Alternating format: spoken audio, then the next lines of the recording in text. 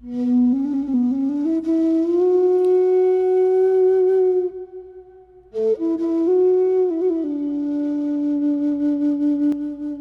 কিরকম ভাবে বেঁচে আছি তুই এসে দেখে যা নিখিলেশ। এই কি মানুষ জন্ম, নাকি শেষ পুরোহিত কঙ্কালের পাশা খেলা? প্রতি সন্ধ্যাবেলা আমার বুকের মধ্যে হাওয়া ঘুরে ওঠে, হৃদয়কে অবহেলা করে রক্ত।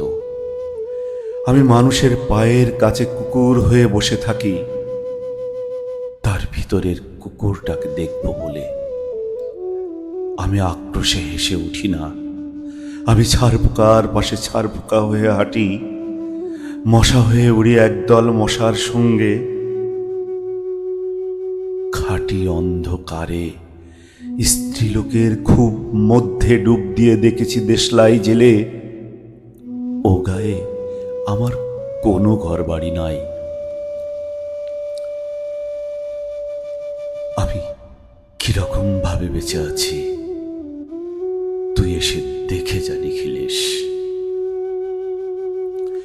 আমি স্বপ্নের মধ্যে বাবুদের বাড়ির ছেলে সেজে গেছি রঙ্গালয়ে, পরাগের মতো ফু দিয়ে উড়িয়েছি দৃশ্যলোক। ঘামে ছিল না এমন গন্ধক যাতে ক্রোধে জ্বলে উঠতে পারি। নিখিলেশ, তুই একে কি বলবি? আমি শোবার ঘরে নিজের দুই হাত পেরেকে বিধে দেখতে চেয়েছিলাম যিশুর কষ্ট খুব বেশি ছিল কিনা। আমি ফুলের পাশে ফুল হয়ে ফুটে দেখেছি তাকে ভালোবাসতে পারি না।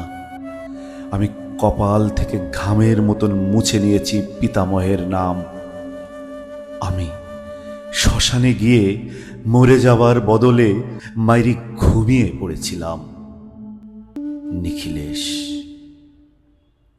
আমি এই রকম ভাবে বেঁচে আছি। তোর সঙ্গে জীবন বদল করে কোনোই লাভ হলো না আমার। একই নদীর তরঙ্গে ছেলেবেলার মতো ডুব সাঁতার, অথবা চশমা বদলের মতো কয়েক মিনিট আলোড়ন, অথবা গভীর রাত্রে সঙ্গম নিরত দম্পতির পাশে শুয়ে পুনরায় জন্ম ভিক্ষা। কেননা সময় নেই। আমার ঘরের দেয়ালের চুন ভাঙার দাগটিও বড় প্রিয়।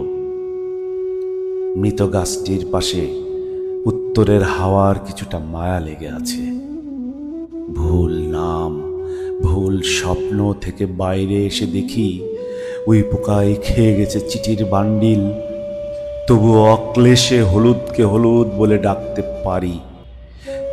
আমি সর্বস্ব বন্ধক দিয়ে একবার একটি মুহূর্ত চেয়েছিলাম, একটি ব্যক্তিগত জিরো আওয়ার।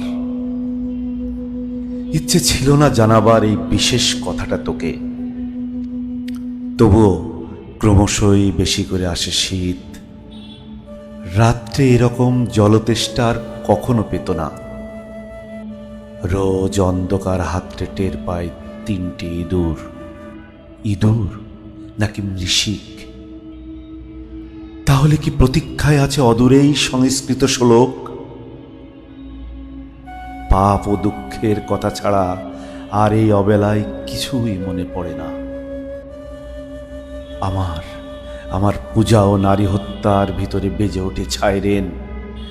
নিজের দুহাত যখন নিজেদের ইচ্ছে মতো কাজ করে তখন মনে হয় ওরা সত্যিকারের। আজকাল আমার নিজের চোখ দুটোও মনে হয় এক পলক সত্যি চোখ। এরকম সত্য পৃথিবীতে খুব বেশি নেই আর। নিখিলেশ,